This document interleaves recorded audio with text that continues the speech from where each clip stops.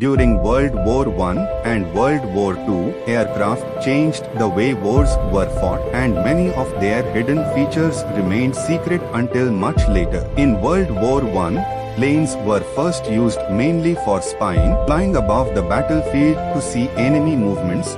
But very soon nations realized the secret power of using aircraft for fighting. Engineers designed planes like the British Sopwith Camel and the German Fokker Dr. I, and one of the greatest secrets was the invention of a synchronization gear that allowed machine guns to fire through the spinning propeller without hitting the blades. This technology gave pilots a deadly advantage and completely transformed air battles, creating the first real dogfights in history. By the time of World War II, the secrets of aircraft design and technology had grown far more advanced. Germany shocked the world by secretly building the Messerschmitt Me 262, the first jet fighter, which was so fast that normal Allied planes struggled to match it. The Allies, on the other hand, kept their own secrets, such as the development of the B-29 Superfortress, a bomber capable of flying at high altitudes and carrying massive bombs,